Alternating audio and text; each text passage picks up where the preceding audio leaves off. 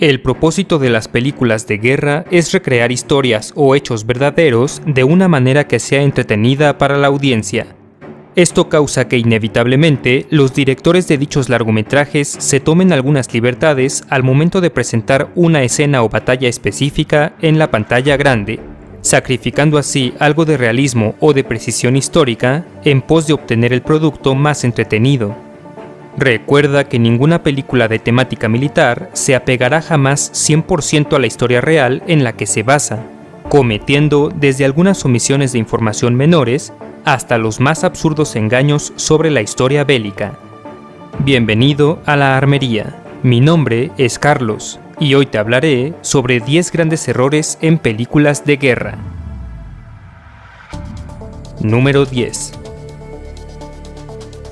Caballeros del Aire o Héroes del Aire, filme del año 2006 que dramatiza las batallas aéreas entre pilotos estadounidenses y alemanes que sucedieron durante la Primera Guerra Mundial, mismo que resultó ser un completo fracaso financiero que no logró recaudar ni siquiera la tercera parte de su presupuesto.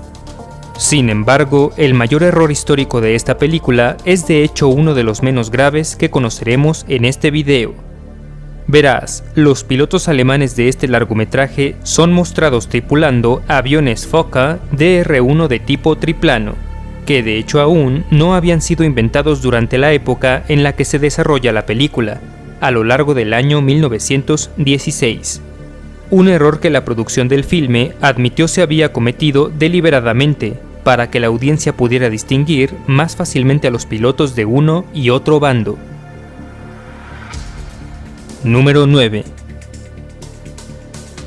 Dunkerque, una película del año 2017 basada en los hechos reales que acontecieron durante la llamada Operación Dínamo, que consistió en la evacuación de casi 340.000 soldados aliados que habían quedado acorralados por el Blitzkrieg alemán en la costa francesa de Dunkerque.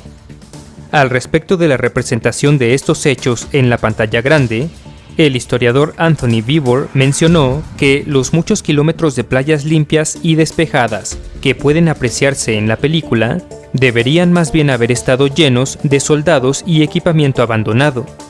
Un detalle que tal vez no sea tan significativo si lo comparamos con el hecho de que en el evento real fueron los buques militares de la Armada Británica los que evacuaron a la gran mayoría de los combatientes aliados, jugando las embarcaciones civiles un papel mucho menor en el rescate que aquel mostrado en la película. Número 8. El Patriota, largometraje del año 2000 que narra la historia de un colono estadounidense, quien se convierte en un importante líder de la lucha por la independencia de ese país, cuando su familia se ve afectada por los intereses británicos. De un moderado éxito comercial, El Patriota, sin embargo, fue duramente criticada por sus imprecisiones, omisiones e incluso inventos históricos, entre los que se encuentran el hecho de que la mayoría de los colonos afroamericanos se aliaron con el bando británico a cambio de su libertad, y no con el estadounidense. Las muy sencillas menciones del importantísimo apoyo en favor del bando independentista que jugaron Francia y sus ejércitos, así como las crudas escenas de brutalidad inglesa, como aquella en la que se incendia deliberadamente una iglesia llena de feligreses, muchas de las cuales no cuentan con registro histórico alguno.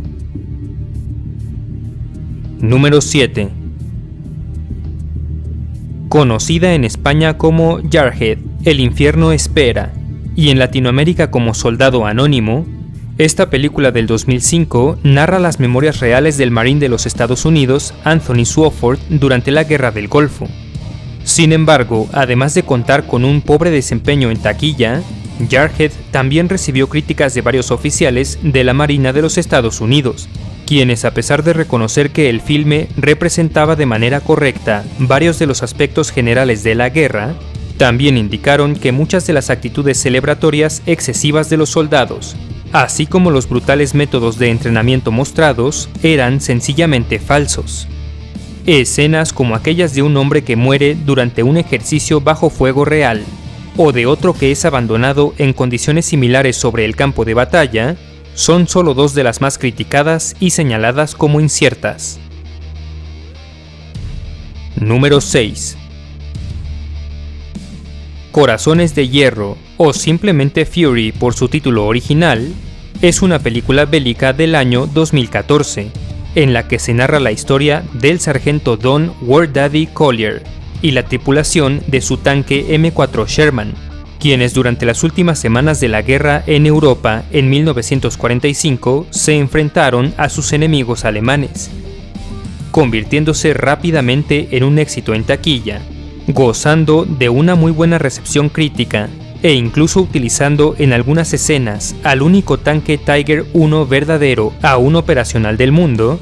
Fury, sin embargo, no es una película perfecta, siendo señalada en particular por el veterano tanquista Bill Betts de la época como una obra bastante realista, pero cuyo final fue demasiado lejos al sugerir que un Sherman inmovilizado podría durar más de algunos segundos en contra de la infantería alemana, quienes además habrían estado equipados con un amplio arsenal de cañones antitanque Panzerfaust. Número 5. American Sniper o bien Francotirador. Cinta del año 2014 basada en las memorias del francotirador más efectivo en la historia militar de los Estados Unidos, Chris Kyle, quien se desempeñó durante 4 giras de servicio en la guerra de Irak, obteniendo 160 bajas enemigas confirmadas durante su estancia en aquel país. A pesar de mostrar fidedignamente la cronología de algunos de los mayores enfrentamientos de Kyle durante este conflicto, American Sniper, sin embargo, también sugiere que el tirador estadounidense luchó a muy largas distancias de manera personal contra otro soldado del bando iraquí, más específicamente un francotirador de nombre Mustafa. Durante el clímax de la película, vemos que Kyle logra eliminar él mismo a su enemigo, aunque en la vida real, Chris relataría que él jamás vio o se enfrentó personalmente a Mustafa, solo enterándose gracias a un reporte de la muerte de este a manos de otro grupo de francotiradores estadounidenses. Número 4. Enemigo al acecho, también conocida como Enemigo a las puertas en España, es un largometraje del año 2001 que narra las hazañas de Vasily Zaitsev, uno de los más notorios francotiradores soviéticos de la historia, quien solo durante la batalla de Stalingrado obtuvo 225 bajas enemigas confirmadas.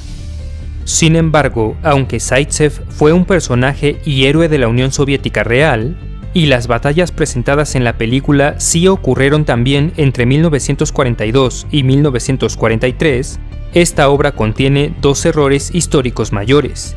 El primero, debido a que se muestra al Ejército Rojo como un cuerpo militar severamente mal equipado, lo cual no fue cierto al extremo presentado en el filme. Y el segundo, por su inclusión del duelo entre Vasily y el también francotirador Mayor Elfing König del ejército alemán. Un enfrentamiento que, aunque sí es mencionado en la autobiografía de Zaitsev, siempre ha sido cuestionado por los historiadores, debido a que los registros del Ministerio de Defensa de Rusia no muestran ningún dato al respecto, siendo ampliamente aceptado que tanto el tirador alemán como el duelo entre ambos fueron puramente un invento de la propaganda soviética. Número 3. Pearl Harbor, conocido filme del año 2001 basado en los eventos del 7 de diciembre de 1941, fecha en la que el entonces Imperio japonés lanzó un ataque sorpresa sobre la flota de guerra estadounidense, que se hallaba anclada en su base naval de Hawái.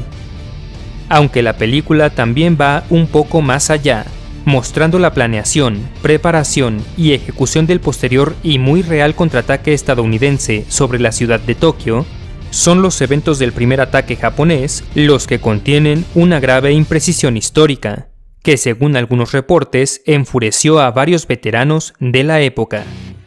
Verás, en la película se muestra solo a 2 pilotos estadounidenses abordar sus aviones y contraatacar el bombardeo, cuando en realidad la cifra de soldados que fueron capaces de despegar y plantar combate en sus cazas P-40 Tomahawk, aloceros y demás aviones nipones fue más bien de alrededor de 90 pilotos. Número 2.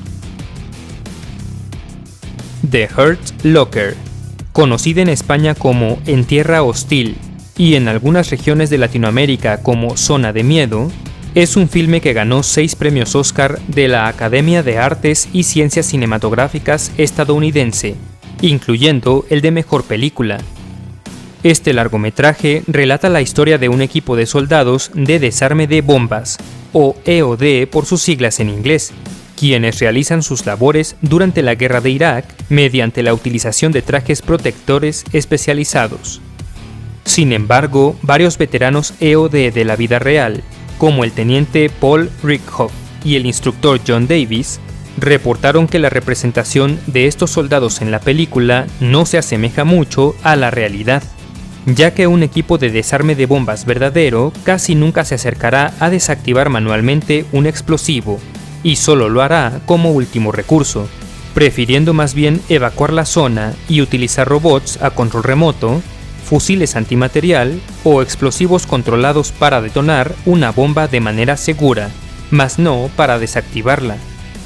Ellos resumieron su opinión sobre la película como una versión hollywoodense sensacionalizada de cómo un EOD opera en la vida real.